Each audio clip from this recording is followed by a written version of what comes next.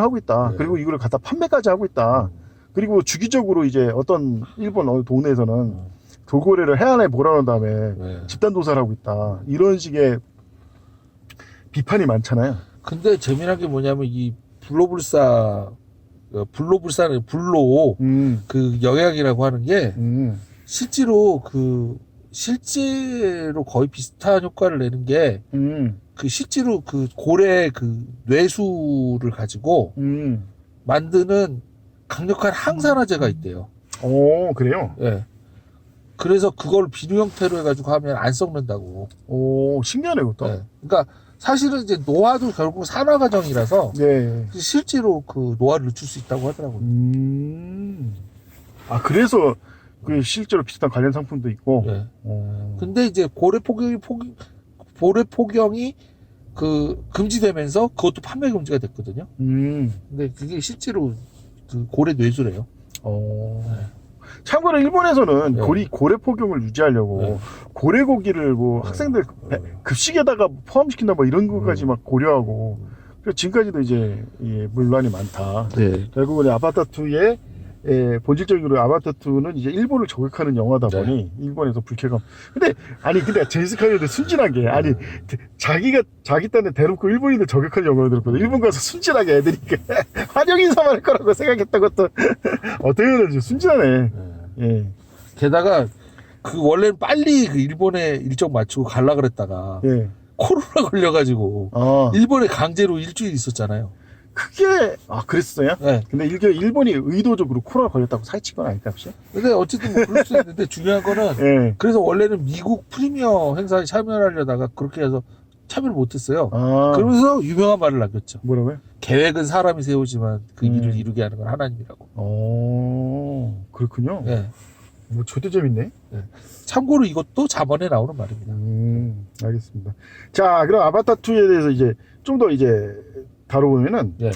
전체적으로 저도 이제 근데 그래픽이나 그렇게 나쁘진 않은데, 네. 일단 원에 비해서 그렇게 두드러진 뭐 차이점이나 그런 걸 느낄 수 없었고, 근데 그거는 저는 아주 마음에 들었던 게 뭐냐면, 예. 보통 3D를 쓰면 3D 효과에 돈이 많이 들기 때문에 그걸 강조하기 위해서 예. 3D 효과를 아주 극단으로 끌어당겨요. 그러니까 아주 차이가 많이 나게. 근데 이건 차이가 별로 안 나게 하면서 그 적정선을 잘 지키는 게 제임스 카메론의 진짜 능력 같아요. 근데 사실 저는 오히려 3D를 안 했으면 더 낫지 않았을까 하는 생각도 좀 들었어요. 왜냐면은 그 원에야 3D에 어떻게 보면 지금 3D는 거의 안 하고 있지 않습니까? 네. 원 나왔을 때 진짜 5만 가지 영화를 다 3D로 만들었어요. 근데 막상 해보니까 역시 제일 심각한 게 뭐니까 3D에서 가장 심각한 게 눈에 피를 엄청 주잖아요. 그렇죠. 이거를 근본적 해결의 방법을 찾기 전까지는 안 돼. 오히려 이 사람 눕는 것만 해치는 거 아니야. 그래서 그 3D 효과를 심하게 안 주잖아요. 아니 물론 그러니까 아바타 1의 흥행의 배경, 아바타 1 때도 그거 마찬가지였어요. 일부러 그렇게 해가지고 적정선에 균형을 잘 맞췄어요, 진짜 제임스 카메론 감독이. 그래서 이제 3D 영화가 제재가 되는 게 아니라 오직 그런 3D 영화는 제임스 카메론이라 만들 수 있었다. 다른 애들은 능력이 안 돼서 그거 못 만들었다. 그래서 대중화 못됐다. 그런 얘기도 많아요. 뭐 그런 것도 있지만 어쨌든 중요한 건 제가 솔직히 느끼기엔 2를 보면서 잠깐 내가 안경을 벗어봤는데 당연히 3D 화면이니까 그냥 보면은 이상하게 보이지 않습니까? 그래서 어쩔 수 없이 계속 안경을 쓰고 봤지만 솔직히 내 개인적인 얘기는 2D로 봐도 오히려 2D가 낫다 싶은 느낌이 좀 드는 거예요. 굳이 이번 2에서는 이미 유행도 지났고 뭐 여러 가지 그런 게 있는데 3D를 과연 그렇게 굳이 고집할 필요가 있었는가? 그 제임스 카메론이 자신의 3D 기술을 자랑하기 위해서 그 아바타 1에 넣은 장면이 있어요. 그거 뭐죠? 근데 그런 식의 장면이 이번엔 아예 빠졌어요. 그래서 이거 역시 좀 그렇다라고 생겼는데 뭐냐면 맨 처음에 이제 그 주인공이 우주선을 딱 깨놨는데 액체 물방울 하나가 딱 공중에 떠 있는 거예요. 맞아요. 거기에 포커스가 쫙 바뀌면서 뒤는 포커스가 싹 어두워지고 그 물방울이 선명한 게 살살살살살 움직이면서 이게 이렇게 눈 앞에서 지나가는 장면. 해요. 저도 기억나요. 그 입체감이 엄청났거든요. 그게 이제 우리 기술이 이렇게 뛰어나를 시연했던 장면인데 이번엔 그런 장면이 하나도 없었어요. 사실은 그렇게 따지면 제임스 카메론 감독이 좀 고민했던 건 아닌가. 네. 이번에 아예 3D를 빼냐 안 빼냐를 좀 고민했던 건 아닌가. 그냥 어떻게 보면 제임스 카메론 감독은 이 3D가 보편화되길 바랬으니까 네. 아마 했을 텐데 정작 이 미국 영화의 저력만 갉아먹은 게 아닌가. 그쵸. 예. 제임스 카메론처럼 3D 영화를 만들 사람이 없어. 그러다 보니까 괜한 그 능력 없는 사람이 괜한 3D를 했다가 10분 만에 토끼 눈이 된대요. 그러니까 이건 3시간을 봐도 그렇게까지 눈이 필요. 물론 근데- 눈이 필요하고 해서 눈물이 나긴 하더라고요, 마지막에. 아 솔직히 내 기억에도 3시간이나 이걸 이게 3D로 보다 보니까 좀 정신이 없더라고요. 그리고 솔직히 내가 이 영화에서 안타깝게 2시간 되니까 지루하시더라고요. 아, 참고로 제임스 카메론 이번에도 꼼수를 썼어. 어떻게 해요? 원래 처음부터 끝까지 물로 갔으면 망했을 거예요, 영화가. 예. 그러니까 영화 절반까지 육지에서 일부러 육지에서 모든 걸 해요. 그러다가 이제 영화 절반이 딱 넘어가자 이제 물로 넘어가는데 넘어가는 것도 그냥 하는 게 아니라 한참 날아가서 물에 내리잖아. 솔직히 말하면 내가 요즘 그 영화를 이런 생각이 드는 게 아니 아름다운 것도 한두 번이지 이게 3시간 내내 아름다운 바람속을 보다 보니 이 바가노의 판도 다 불태워버리겠다 생각이 드는 거야. 이 대령은 그걸 몇 개월 본 거야. 그래가지고 혹시 그렇게 삐뚤어진 거 아닌가? 삐뚤어질 때 다 불태울 때가 이렇게 된 거 아닌가? 사실은 이제 그 왜 쿼드리치 대령이 그렇게 유명했냐 그에 대한 네. 얘기도 있더라고요. 어떤 내용이 왜 그런 거예요? 여기 옆에 보면 이제 그 네. 화면에 보면 여기 흉터가 있잖아요. 네 맞습니다. 예, 원래는 그 동식물에 공격을 당해가지고 음. 생명이 위독한 상태여서 지구로 보내려고 그랬는데 예. 자기는 죽어도 여기서 낫겠다고 끝까지 음. 여기 남아서 살아남습니다, 얘가. 예. 그래서 그걸로 유명해진 거예요. 그걸로. 그 다음에 이제 그 외계 그 생물의 공격으로 마스크가 박살났을 거 아니에요. 근데 거의 뭐 10몇 분을 그 숨을 안 쉬고 참아가지고 살아났다는 거예요. 그걸로 유명한 사람이라 이거죠. 아, 3에서는 예. 클론의 길이라고 해서 대령이 뛰어나구나. 대령이 쳐다.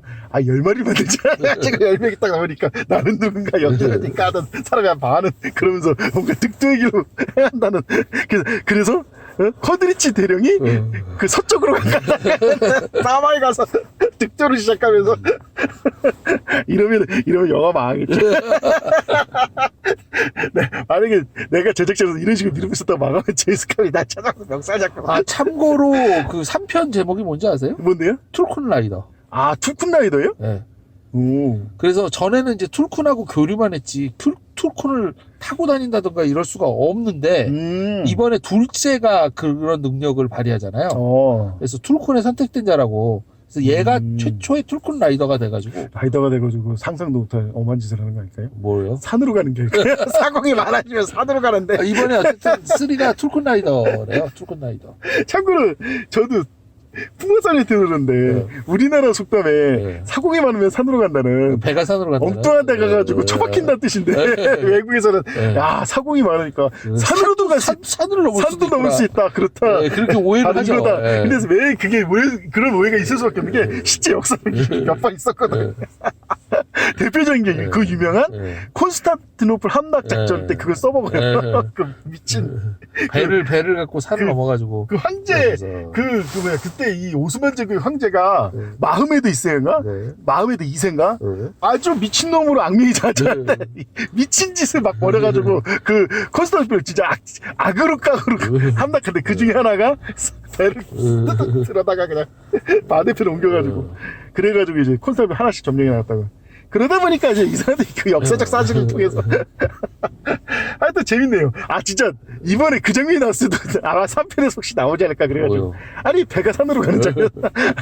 물론 이제 여기서 실제로 이제 이게 타고 다니는 사람 배로 해당되는 그 생물들이 하늘을 나니까 산으로 간다고 해도 과언은 아닌데. 자, 사실 이게 2가 좀 아쉬웠던 게 스토리가 좀 엉성했어요. 왜냐면 이게 어쨌든 물의 길이든 뭐든 간에 포경 문제를 다루고 이 포경 액션씬을 첨가하다 보니까 사실은 좀 억지로 이 스토리를 그쪽으로 끌고 들어갔다. 좀 엉성하게 그런 느낌이 좀 아쉬웠어요. 그리고 이제 사실은 얘가 이제 맨 마지막에 이제 거의 배에 갇혀가지고 둥뚱살뚱하는 장면인데 그 사실은 2가지 감정이 교차됐어요. 첫 번째는 뭐냐면 이거 저기다 타이타닉 오마주다.